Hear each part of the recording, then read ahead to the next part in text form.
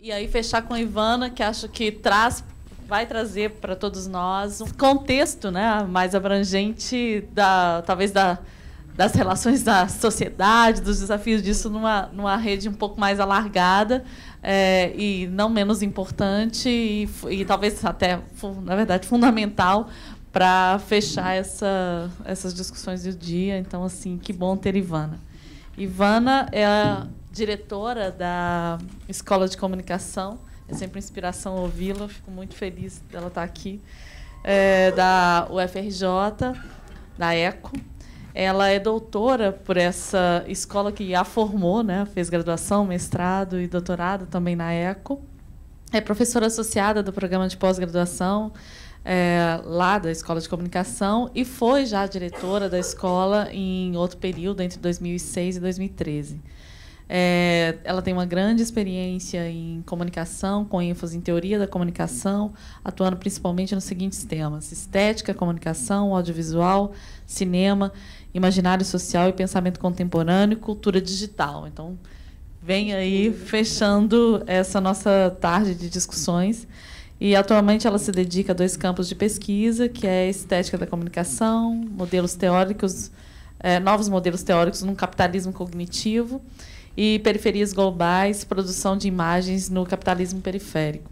É coordenadora do Programa de Cultura Digital da ECO, UFRJ, e é curadora na área de arte, ciência, arte, cinema, mídia e audiovisual. Isso é o Google, né? Ivana, muito, muito, muito obrigada por você estar aqui. A proposta do tema dos museus hiperconectados acho que é um desafio. Assistir essa mesa anterior, fiquei muito feliz, né, porque eu acho que várias das questões, especificamente sobre esse desafio do acesso, da digitalização, foram trazidas, e talvez eu vá por um outro caminho mais amplo e trazendo um pouco a minha experiência, não só no campo da comunicação, mas também a experiência que eu tive lá na Secretaria de Cidadania e Diversidade Cultural, no MINC, né, onde eu fiz a gestão dos pontos de cultura, e entre eles os pontos de memória, que são uma maneira interessante da gente pensar essa hiperconexão, não simplesmente pela virtualização, mas uma hiperconexão, digamos, com territórios e com campos e com essa ideia largada do museu, que eu acho que já foi tema aqui também, mas eu queria retomar. De qualquer maneira, né, eu acho que esse desafio da virtualização, acho que foi muito bem colocado aqui, né, de forma interna, né, a gente acreditava que com o advento da digitalização, da passagem do analógico para o digital, nós teríamos isso muito rapidamente, né, realizado e concretizado, né? O campo da produção musical, por exemplo, se a gente for pensar nos materiais e nos suportes, se digitalizou, o texto se digitalizou com uma rapidez muito grande, que inclusive colocou em crise, né, a indústria e a produção editorial. Eu trabalho numa universidade, quem trabalha com a universidade sabe que a universidade se faz com estudante, professor e cópia, e arquivo, era Xerox, agora é arquivo, né? E no campo da música também, né, que trouxe uma crise, inclusive, da produção também, né, do CD, né, de toda uma cadeia produtiva do campo da música com a digitalização, né, e sem dúvida, se alguém me perguntasse hoje, né, quer dizer, onde você encontra essa virtualização, né, em parte dos conteúdos dos museus, ela está onde, né, ou qual é o museu mais importante do mundo, eu diria que é o Google, infelizmente. Ou seja, o Google hoje ele colocou para si esse desafio de digitalização do planeta, né? Digitalização a fotografia, a digitalização das ruas, no Google Street View, dos oceanos, toda uma política de digitalização de alguns acervos, inclusive, enfim, houve uma proposta do Google aqui para a Biblioteca Nacional, que acabou não acontecendo por conta, enfim, das discussões mesmo, até, né, ligadas à soberania nacional, aos debates de direito autoral, mas, sem dúvida, a gente tem essa deriva digitalizante e virtualizante dos acervos do mundo como algo, é um processo global, né, que atravessa vários campos, como eu disse, imagem, texto, música, né, obras, né, e, sem dúvida, claro que isso é bastante problemático. O Google é uma empresa privada, né, a gente tem que colocar em questão, eu acho que foi muito bem colocado daqui,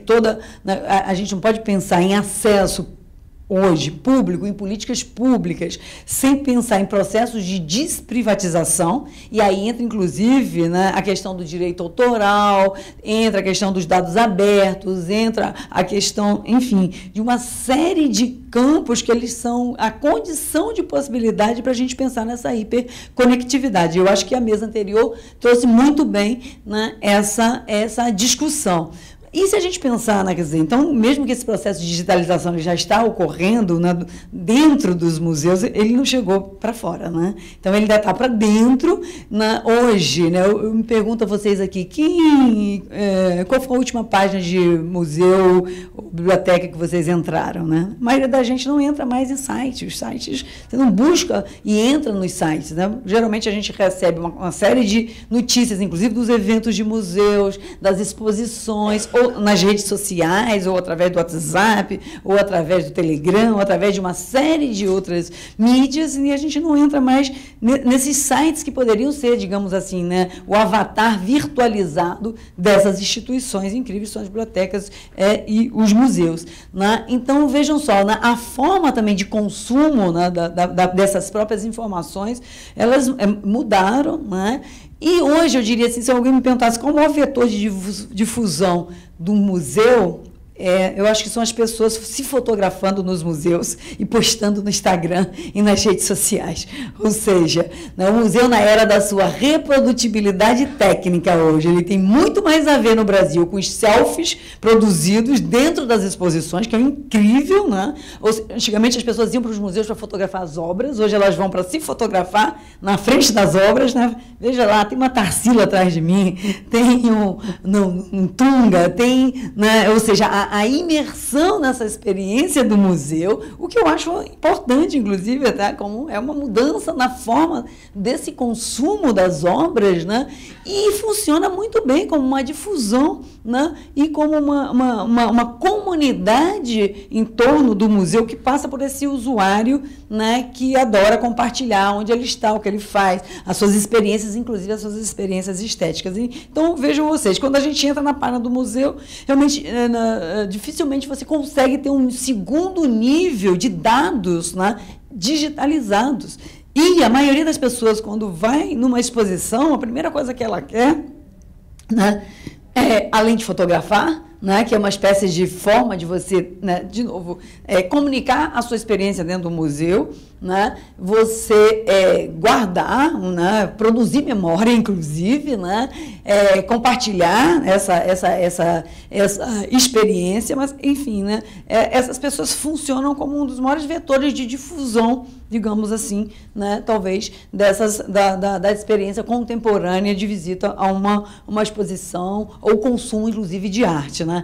E é interessante como, né, a gente vai encontrar também cada vez mais pessoas, né, que entram nos museus, né, e fazem aquela experiência do turismo fotográfico, né? Você não tem tempo de ver tudo detidamente ou de forma contemplativa, você sai fotografando. Eu mesmo agora estava em Frankfurt, eu fui na noite dos museus, quando das 7 da noite às 2 da manhã, com 15 euros, você tem a oportunidade de visitar 40 museus, eu consegui 10, depois, enfim, praticamente, né, desmaiei, porque você que ganha um nível de informação, né, de dados gigante, né? Mas, enfim, esse tipo de experiência, né, ele é o principal também motivador depois do segundo lugar que eu digo, que é o repositório da produção, é o banco de dados universal, de uma quantidade gigantesca de informações, de obras, de acervo, que é o Google. Então, as pessoas vão pesquisar depois,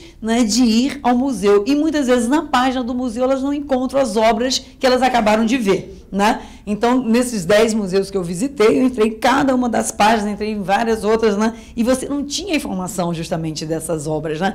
E essa política de restrição, que tem a ver com a questão do direito autoral, mas que tem a ver com um tipo de política que eu acho que ela ainda pressupõe que, se você visualizar antes, você não vai né? O que me parece bastante complicado, né? Porque a experiência do percurso no museu, a experiência diante da obra, a experiência diante da textura, da ambientação, ela é bastante diferente desse consumo virtual, né? Mas, sem dúvida, né, eu acho que é decisivo se pensar, e eu acho que os museus contemporâneos fazem, né, essas relações, como a própria Escola do Olhar, as oficinas, a articulação de outros processos a esse consumo, que eu diria, né, que muitas vezes, eu depois de uma visita ao museu fotografante, que eu vou também fotografando, eu aprendi isso nas exposições, nas exposições de arte, né? Porque não dá tempo, aí você fotografa, inclusive você fotografa coisas que você na hora não viu, né? E depois você vai sentar em casa e vai ver com calma, ou buscar na internet, ou buscar a referência. É uma gestão de tempo diferente quando a gente não tem todo o tempo do mundo para a contemplação e para o percurso. Então, a experiência se dá naquele espaço com as pessoas, com a convivialidade, com a sociabilidade, mas ela dá em vários outros níveis, né? E muitas vezes eu vejo uma dificuldade grande desses acervos se conectarem com essa coleção de imagens que eles mesmos têm e que já estão disponibilizadas no Google, né? Então, uma das coisas eu acho mais frustrantes nas experiências de virtualização dos museus é justamente a proibição de fotografar. Eu cometo a desobediência civil enquanto algum guardinha, alguma pessoa não chega para mim e diz: senhora, você não pode fotografar, eu continuo fotografando. E recomendo vivamente que as pessoas façam o mesmo, porque nós estamos num momento de mutação cultural, onde, né, essa relação com o ver, onde essa relação com a memória, ela também passa por esses dispositivos que nos permitem registrar as nossas experiências. Então, agora mesmo eu estive num museu incrível, o Film Museum, lá, né, também nessa experiência lá em Frankfurt, né, com exposições históricas incríveis, né, sobre a história da fotografia, a invenção do cinema, com todos os dispositivos, o zootrópio, o paraxinoscópio, né, a câmera antes a câmera escura, né, ou seja, toda a quantidade incrível de dispositivos que vão levar até a invenção do cinema, e você não podia fotografar nada. Eu não resisti, botei meu celular aqui e saí filmando. Eu falei, não vou voltar para o Brasil sem minimamente mostrar o ambiente. E não se trata ali, né, eu acredito, de direito autoral. Claro que, enfim, aqueles objetos vêm de coleções, mas é extremamente frustrante hoje esse não acesso, né, a reprodução da obra para fins de consumo, inclusive pessoal, né, ou de pesquisa, ou sem fins comerciais, né? Então, me parece que a questão do debate sobre direito autoral, que a gente fez muito no MINC, a questão do copyright, do copyleft, né, da flexibilização dos direitos autorais com Creative Commons, né, ela passa por esse lugar, né, que é esse uso não comercial, né, o uso cultural desses objetos que estão sob direito autoral. Porque uma coisa é eu fotografar para vender, para imprimir, para comercializar, para monetizar. Outra coisa, né, é você virtualizar essas coleções, né, e colocar talvez sobre uma licença de uso não comercial, de uso, né, cultural. Né? Isso vale para os filmes, né? De novo, né? Isso era uma discussão que a gente estava fazendo, por exemplo, lá no Ministério da Cultura. A produção de obras culturais, filmes, livros, né? Ela sempre teria que vir, né, mesmo que ela tivesse fins comerciais, com uma licença que liberasse o uso não comercial, o uso cultural. Porque aí sim você, né, virtualiza o museu, você virtualiza o dado, você virtualiza a coleção. Né, e não desqualifica, porque eu acho que ainda é a mentalidade do curador, ainda é a mentalidade de quem gere, né. Claro, eu te ouvindo, aliás, fiquei muito feliz que você falou que exatamente não é essa, né? Esse é o desafio do Instituto Moreira Salles, que tem uma acervo incrível, né, de fotografias aqui no Rio, históricas, algumas de domínio público, né, mas muitas talvez não, coleções inteiras, né? Ou seja, na verdade, a gente está falando num círculo virtuoso de produção de conhecimento a partir do momento que, né, a gente tem esse acesso. Então, a minha primeira ideia realmente de conectividade, ela tem a ver Você, eu acho que trouxe muito bem essa hiperconectividade, né, essa digitalização e a importância dela para dentro, né, para poder você ter acervos acessíveis e, a meu ver, uma mudança de política em relação, inclusive, a essa possibilidade de qualquer público do museu se tornar o maior difusor, né, de todas as obras desse museu, que é o que acontece nas exposições e hoje é de uma maneira impressionante. Você não entra em nenhum lugar de exposição ou de acervo em que as pessoas não estejam fotografando, ou seja, elas são as maiores produtoras hoje de uma nova experiência de memória, mesmo que fugaz, mesmo que fragmentada, né, que passa pelas redes sociais, pelos grupos de WhatsApp, em que essas obras vão circular e vão entrar no circuito familiar, e é um incrível estímulo que eu acho que sem dúvida, talvez, né, os museus deveriam trabalhar mais. Fotográfico. Difunda, né, porque ela faz parte do círculo virtuoso de produção do conhecimento desses próprios acervos. Então, é algo aparentemente banal, que já está acontecendo, mas para o qual, talvez, né, os museus não tenham política, né, ou por conta da questão do direito autoral, ou porque talvez ainda não tenham, sei lá, né, pensado que precisa fazer alguma coisa, já que as pessoas já estão fotografando, né, naturalmente, né? Mas é impressionante. Hoje eu busco muito, né, obra, imagem, trabalho com essa questão, né, mesmo, né, tem uma cultura jovem que trabalha muito com a apropriação, com remix, com o uso da obra para produzir obras derivadas. Isso tem forma de direito autoral também. Você pode, né, a partir de uma determinada obra, criar uma obra nova por modificação. Vamos pensar lá no Dalí, né, com a Mona Lisa, que ele colocou um bigode. Aquilo ali, uma obra derivada de Salvador Dalí, não é a Mona Lisa, né? Ele produziu uma obra derivada de uma outra obra. E essa apropriação cultural e esses processos do remix hoje são processos fortíssimos, né, para os quais é preciso justamente você ter um entendimento de que mesmo a obra sobre direito, talvez autoral, ela possa produzir uma obra derivada modificada. Então, vejam, são novos desafios, né, no campo, né, enfim, da própria difusão, que levam para que a gente saia também de uma história da arte, uma história dos museus e da arte, dos acervos, que ela é meramente contemplativa, para o segundo ponto que eu queria trazer aqui. Primeiro, essa virtualização que passa por uma forma nova de consumo das obras, onde as pessoas são os maiores difusores dos acervos, a meu ver, né? Para uma segunda questão, que é a gente pensar, quando pensar nas políticas de promoção, difusão, né, popularização dos museus, né, em trabalhar menos com produtos e mais com processos, né? Óbvio que as obras e os acervos são produtos, mas esses produtos tão especiais, que são as obras de arte, ou, né, a produção dos objetos artesanais de um grupo ou de um campo, elas trazem processos dentro deles, né?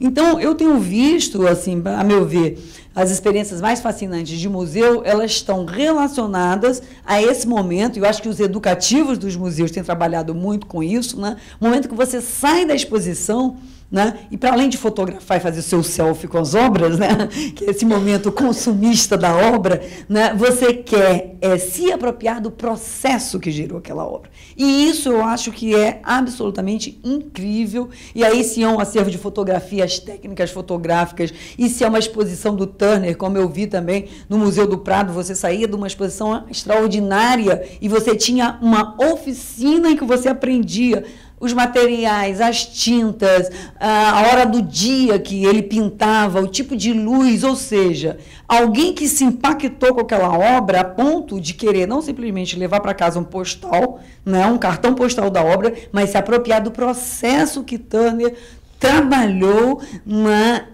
para chegar à produção daquela obra. E aí a gente não está mais trabalhando com uma fetichização, nem de nomes, nem de autores, nem de gênios, mas disponibilizando o processo, né, que levou a determinado a produção artística ou estética ou artesanal. Isso, a meu ver, também é algo extraordinário. Eu fico imaginando, né, um curso de História da Arte, onde a gente trabalhasse não com os produtos e os autores, simplesmente, o que é muito importante, obviamente, mas com os processos. Quais os processos experimentados pelo surrealismo, a colagem, a bricolagem, quais os processos utilizados por um fotógrafo X, Y, né, que eu acho que os educativos trazem, né, nessa visão do educativo, né, que, de certa maneira, é essa atualização para uma apropriação. E eu acho que isso tem muito a ver com essa cultura também, da apropriação, do remix, que é essa, digamos assim, a insatisfação em simplesmente você ser um erudito ou um conhecedor dos nomes da história da arte, uma erudição, digamos que ela se basta a si, e essa apropriação, né, cultural, né, e essa apropriação dos processos. Né? Então, me parece também que muito interessante essas oficinas, essas experiências em que o produto ele pode ser, né, experimentado a partir do seu processo. Eu acho que isso é um campo de conexão, de hiperconexão com as obras, interessantíssimo. Né? E quanto mais jovem o público, primeiro, menos relação de reverência ele tem com essas obras, e mais ele vai querer realmente se apropriar delas. Né? E aí é por isso que a gente vai encontrar na internet, de novo, uma quantidade gigantesca de remix, de memes, de imagens que as pessoas não sabem, inclusive, quem são os autores, né? De apropriação, né? Incrível, né, de processos e de obras de uma maneira bastante selvagem, né, obviamente, muitas vezes, mas que é muito interessante, que mostra muito claramente esse desejo de você sair desse lugar contemplativo, né, do consumidor erudito do campo da arte, que é, óbvio, uma formação importante, mas esse momento em que eu digo, eu quero fazer igual. Eu quero fazer como Turner, eu quero fazer, né, como um determinado fotógrafo, eu quero aprender o processo, eu quero estar num outro lugar e me transformar também, né, nesse produtor, nesse experimentador, nesse com X, ex-espectador, né? Um ex-espectador. Então, eu acho que esses processos também são importantes para a gente pensar essas discussões, essas questões, né, dessa função hoje, né, enfim, né, dos museus, dos acervos, dos arquivos. Né? Obviamente, nunca se trataram de acervos nem mortos, né? Claro, né? Mas eu acho que o acesso ao processo ele é um diferencial nesse debate. E a virtualização, né, ela poderia estar a serviço, quando a gente fala dessa hiperconexão, né, de certa maneira. Por que a gente não entra tanto nos sites, né, dos museus, das bibliotecas? Agora, a Biblioteca Nacional, depois que digitalizou, né, você pode justamente ter acesso a todas as obras que estão ali mesmo, as obras raras. Né? Então, é uma segunda capa decisiva, né, desse acesso. E talvez uma terceira capa seria essa, né, onde realmente você entra num processo de produção ativa de novos conhecimentos, de conhecimento a partir dos processos que estão embutidos nessas obras. Né? Então, digamos assim, essas são as primeiras questões que eu queria, né, trazer para a gente se deslocar um pouco a questão da hiperconectividade, né, para essa virtualização dentro desses processos, né, e nessa produção do conhecimento. E aqui, bom, vou até tentar voltar para o que eu tinha planejado inicialmente, porque, né, eu tinha trazido alguns exemplos um pouco ligados a... Está em espanhol, gente, desculpa, porque isso também foi uma apresentação em torno dessa experiência que a gente fez lá no Ministério da Cultura, na Espanha, basicamente em torno, né, não só da questão dos pontos de cultura, pensados como pontos de memória, pensados como pontos, né, museus orgânicos, museus... Cada produtor de cultura, de certa maneira, é um produtor, né, de memória, de acervo, né, a gente pensar também essa possibilidade, né, da cultura, já falei um pouquinho disso, né? Não simplesmente como um produto, mas como um bem comum, né? Um bem que ele vai poder ser, né? Vai produzir mais conhecimento. Né? Então, essa eu acho que é uma questão interessante, importante. Eu também fiquei feliz que ele trouxe as discussões do software livre, dados abertos, que tem a ver com essa produção de commons, ou seja, né, a condição de possibilidade de hoje para essas instituições se abrirem à produção de comum e de bem comum, né, é justamente você sair do paradigma simplesmente do produto, né, e imaginar que cada um desses elementos ele pode ser pensado como... São alguns exemplos, né, dessas experiências. Bom, e mais uma vez ainda nessa discussão dos processos, né? De novo, né? Assim, como é que a gente inventaria, né, esses processos que saem, por exemplo, do campo ou da arte ou da arquitetura, né, para, digamos assim, inspirar outros campos e atividades. E aí, ainda dentro dessa minha visita aí da Noite dos Museus, né, passei pelo Museu do Filme e da...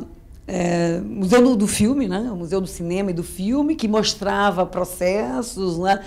Objetos e processos, criava essa conexão, digamos assim, dentro da própria exposição, a possibilidade de você, dentro da exposição, navegar por outras ou instituições, a linkeria, né? A relação, né?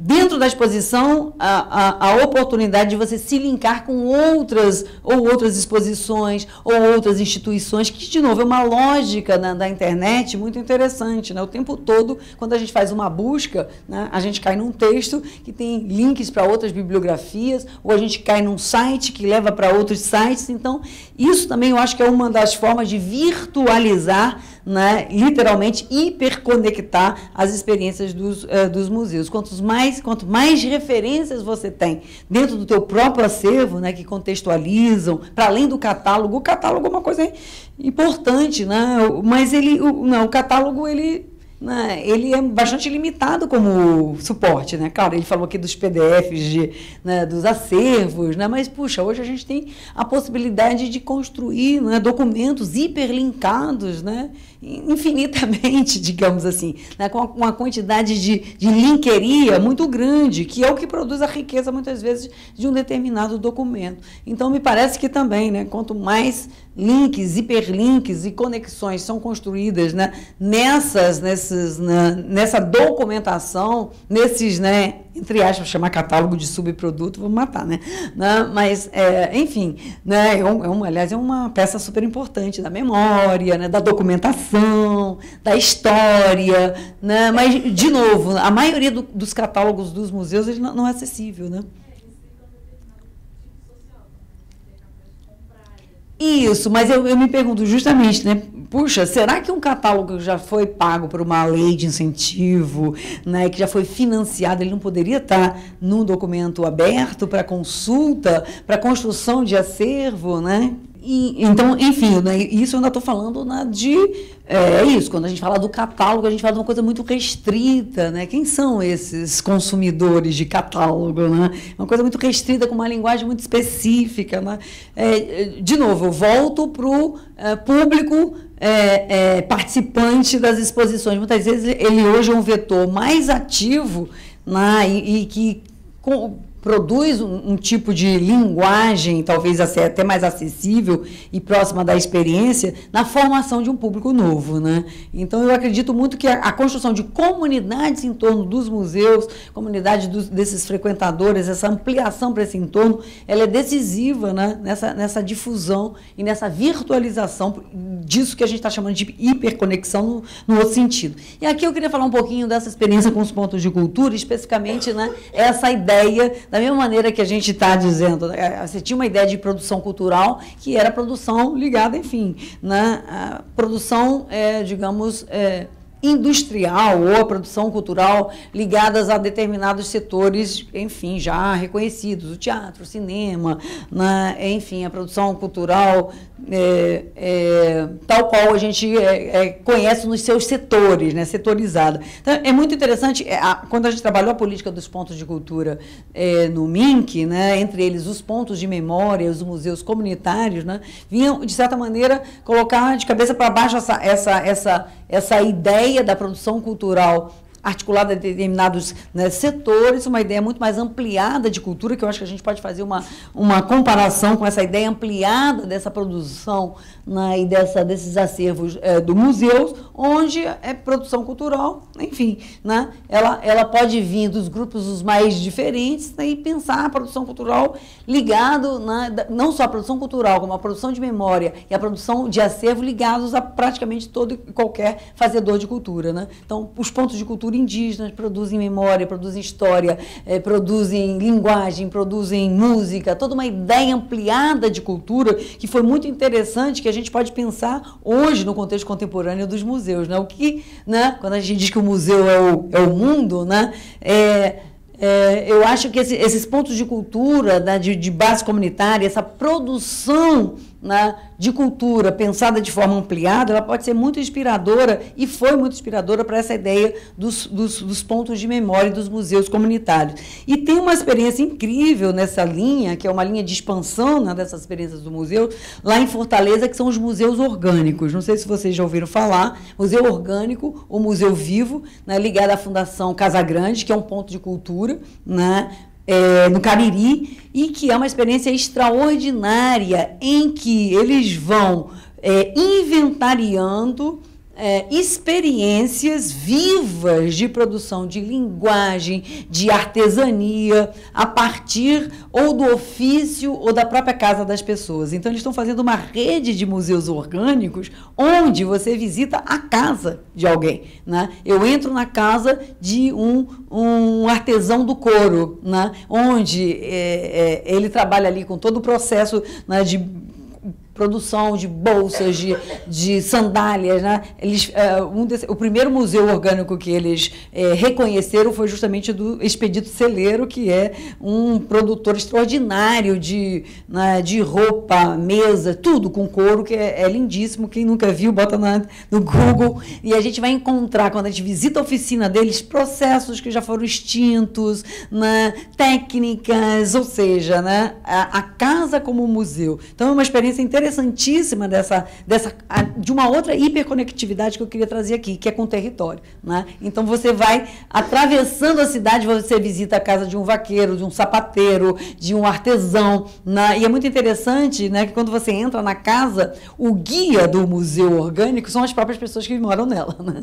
Então, literalmente, né, eu fiz também essa experiência, né, desses museus orgânicos, né, em Lençóis, na ação Griot, e é exatamente isso, né? A casa, ela é vista como uma casa de uma determinada família que vive de uma determinada maneira, é vista como um museu vivo, onde técnicas, processos, memórias históricas estão sendo produzidas. Então, você chega na casa, você é recebido pelo dono da casa, né? Eles são né, digamos assim, eles são o educativo da casa, né, e do museu orgânico e vivo. Então, são experiências extraordinárias e muito inspiradoras, né, para a gente pensar. Talvez, eu fico imaginando aqui em torno do mar, né? Você tem uma série de, né, você tem o Museu dos Pretos Novos, né? Você tem algumas, que é um ponto de cultura e que também é um museu, né? Um dos maiores museus, um dos maiores na verdade, é um museu arqueológico, né? Acervos arqueológicos, né?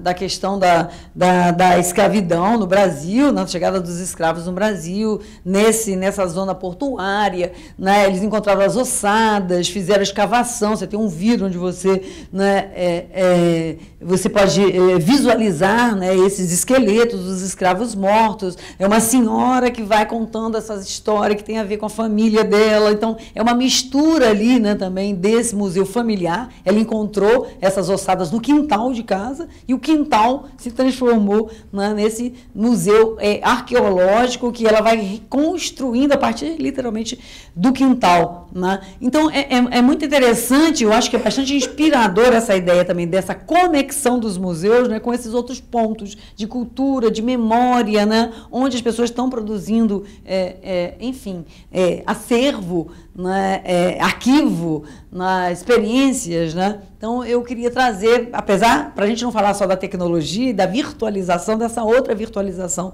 né, do museu. Então, essa é uma experiência muito interessante, né? Era essa ideia conceitual que se articula com a discussão dos museus, que é esses pontos de memória, pontos de cultura indígena, museus comunitários, a memória do bairro, né? Ou seja, é interessante como o conceito museu, ele realmente se né, espraia, ele se diversifica contemporaneamente e ele pode ser trabalhado num circuito articulado com o próprio museu, mas com a grande instituição museu. Né? O Mar, que está aqui, provavelmente poderia também pensar no mapa, né, no mapeamento desses pontos de memória, pontos de cultura que se articulasse como circuito ao circuito Mar. Né? Então, e a gente pensar também na ideia de percurso como essa experiência, a experiência do museu como uma experiência de percurso pela cidade, né? Também que eu acho que a gente encontra, inclusive, de uma maneira muito interessante no Rio, que são esses percursos, né, históricos, onde você anda e vai vendo, né, enfim, na própria rua, na urbanidade, a história, o acervo, né,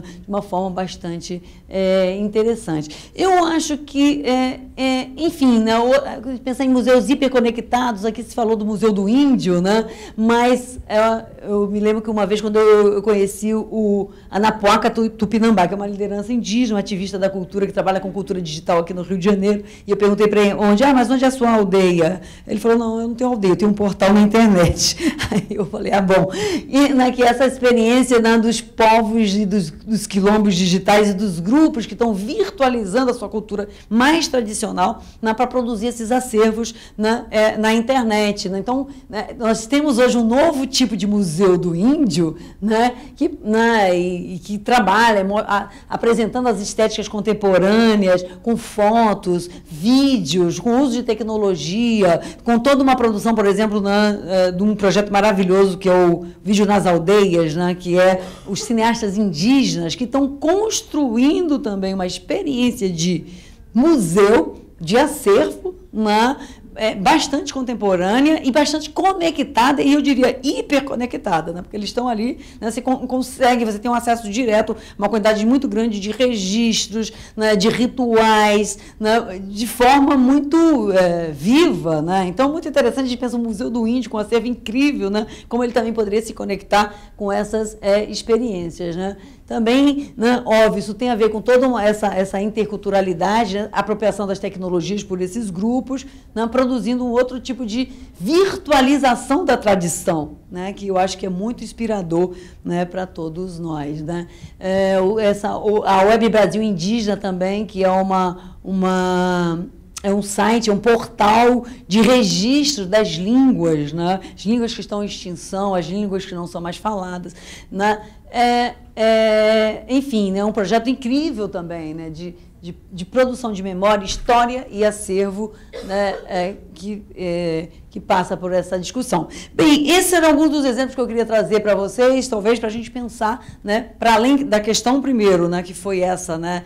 Desse acesso, de um acesso que tem a ver com né, com esse público que difunde o acervo do museu, muitas vezes com mais eficácia, digamos, midiática, né, como vetor, né, do que, às vezes, a política de difusão, quando o museu tem uma página na internet ou na rede, ou nas redes sociais, né, onde ele se...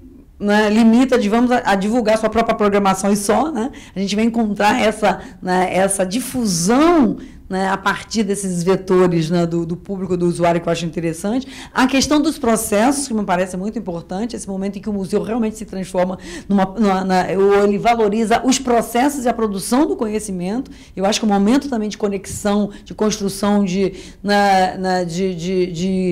relação de conexão, por exemplo, com as experiências formativas, as universidades, né, as escolas, e, por fim, essas experiências mais disruptivas aí dos museus vivos, orgânicos, né, comunitários, que eu acho que expandem também a experiência de museu e que se conectam ou que conectam uma determinada instituição mais, né, tradicional e sólida, que tem a sua função com os territórios, né, e com essas experiências locais. Enfim, eu acho que era as questões que eu queria trazer aqui para vocês. Como eu falei, não sou do campo, né, especificamente da discussão dos museus, mas a gente atravessou pela mídia, pelas essas experiências, né, com as próprias redes sociais, com essas experiências novas de consumo das obras, né, e o que as pessoas fazem com os acervos dos museus. Elas querem colecionar, elas querem guardar, elas querem arquivar, ou, né, a gente vai encontrar toda uma geração que ela quer se apropriar concretamente, né, ela quer, é isso, eu não quero consumir Turner, eu quero ser Turner, né? Eu não quero consumir a imagem de um fotógrafo X ou Y, ou também contemplar, admirar, né, mas eu quero me apropriar do processo dele, né? Então, eu acho que isso são questões muito importantes, interessantes, né, para a gente trazer aqui como provocação e também ouvir vocês. Era isso, obrigada. Nós já estamos no avançado da hora. Olha, aqui. Eu morri bastante. Tá? Você foi maravilhosa, Ivana. E que bom ouvir. No primeiro momento, nós havíamos abrindo o processo aqui, tá? Vou seguir as suas provocações. No primeiro momento, havíamos pensado na possibilidade de Ivana abrir a discussão, logo no início do nosso seminário. E aí acabou que ela fechou, e acho que foi muito bom fazer até essa inversão, porque nós estamos abrindo a Semana de Museus, que traz esse tema do hiperconectado, e que é muito bom te ouvir na perspectiva dessa provocação que esgarça aquela experiência, porque você traz o Museu Orgânico agora, e nós começamos falando do Museu das Remoções, e você traz uma perspectiva de uma construção epistêmica que seja diversa, plural, abrangente, esgarçada, e que não esteja ancorada em matrizes somente daquilo que está já de um campo reconhecido, tradicional, né, e marcado, e da urgência de, a partir dessa revisão epistêmica, dessa diversidade epistêmica, aí sim pensarmos em práticas que também publicizem os nossos acervos e repensem os acervos nessas relações. E a partir dos acervos, a partir desse lugar museu, como é que essa constituição desse fazer museu também se espraia para o campo da vida, do território, da cidade, né? Então, acho que fechar com você foi uma grande alegria, né? Eu acho que ao longo da semana, e até essa mesa e essa tarde nos provoca muito a pensar nesse lugar no museu, e um museu como o mar, que traz para si esse desafio de ser um lugar que se coloca na relação com as pessoas, numa construção que se dá num processo, no entendimento que a prática pedagógica e educativa, ela tem que, de fato, ser essa constituição de uma ambiência favorável para que as coisas aconteçam, para que as pessoas possam como é que você fala? Linkeria. Possam construir sua própria linkeria, né? Acho que se pensarmos nessa perspectiva, aí sim estamos promovendo provocações para compreender a potência desse lugar museu no século XXI, né? E acho que essa constituição de uma linkeria é um desafio que se coloca para nós como museu, que tem, sim, uma centralidade, que tem uma construção, uma conjuntura muito favorável, né? Mas que, exatamente por isso, tem que assumir essas responsabilidades, né? De contribuir também na conformação de uma ambiência que propicie essa linkeria, que propicie a relação, que propicie a revisão e a experiência do campo da cidade, da arte, da produção histórica, das práticas culturais, em fricção, em sample, em hack, em memes, que conformam muito a maneira como nós estamos e atuamos hoje, né? Não sei, alguém gostaria de fazer uma provocação, pergunta, consideração? A palavra está aberta. Oi, é Fernanda. Eu estou fazendo agora até uma pesquisa no Museu da República, porque é um dos poucos museus que abrem o horário noturno para que tenha visita de jovens e adultos, né, uma vez por mês. E, anteriormente, em 2015, teve um projeto lá muito interessante, que algumas alunas de algumas escolas fizeram um projeto de ser monitoras. E elas, então, recebiam outras escolas, outros alunos de IEJA. E isso impactou muito a vida dessas meninas, que eu as entrevistei, né? Mas o que eu achei interessante, às vezes, é que o museu ele não percebe que ele também tem outros espaços não formais, porque a educação no museu é um espaço não formal, mas, às vezes, ele tem espaços informais que ele não reconhece como educativo, e são espaços educativos também. E aí eu observei que, falando sobre os sites dos museus, que às vezes as pessoas não visitam tanto, ninguém sabe desse site, da existência, pelo menos essas pessoas que fizeram esse curso de mediador não conheciam que existe esse site. E aí eu visitei, eu achei engraçadíssimo o site, né? Porque ele explora as salas, aí vai lá no jardim, aí quando você chega no jardim, aí você vê, e as pessoas vêm aqui conversar, bater papo. Quer dizer, quanta coisa de vida acontece ali naquele jardim, né? Tem o Silvio Tendler, que é um cineclube, que acontece uma vez por mês, que é à noite também. Quer dizer, um local onde o público do EJA poderia frequentar.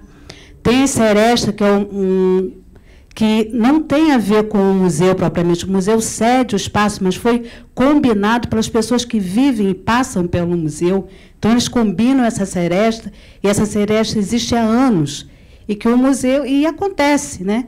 Então, o jardim e o palácio, no espaço da República, é muito interessante porque ele espelha, né, a República, o museu a construção desse próprio museu, que é o Museu da República. Mas o que eu achei interessante desse site sobre o museu é justamente isso, que eles falam, o museu tem muito silêncio.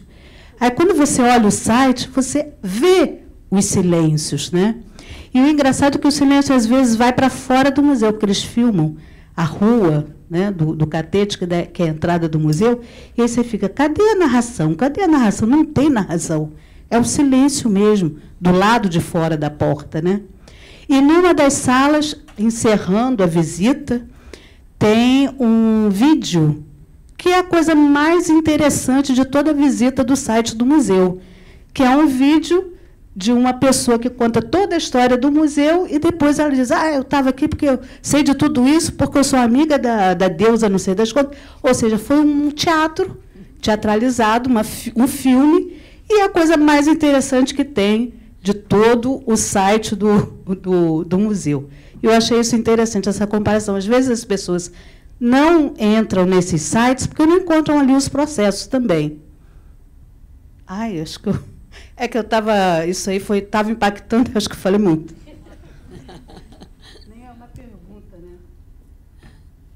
Eu acabei não falando só rapidamente, né, da questão da virtualização, das experiências de realidade virtual com os acervos do museu, né? O Museu do Prado, né, virtualizou algumas obras, e é algo assim, muito impressionante nessa perspectiva da possibilidade de uma relação com a obra completamente diferente. Você entra dentro do quadro do Bosch, aqueles trípticos gigantescos, vocês podem fazer essa experiência. E é incrível que você vê coisas que você jamais viria a olho nu, né? Então, também, nessa questão da virtualização e da hiperconexão, você tem uma segunda experiência que ela não tem absolutamente nada a ver com a minha experiência diante do tríptico lá, porque eu não vou conseguir ver aqueles detalhes, né? Então, é uma câmera virtual que ela filma em não sei quantos K, 4K, 7K, 7K não existe, 4K, e você consegue ver detalhes, né? E você praticamente você faz um percurso dentro do Jardim das Delícias, né, que você jamais conseguiria fazer nessa experiência do olho. Então, também, eu acho que tem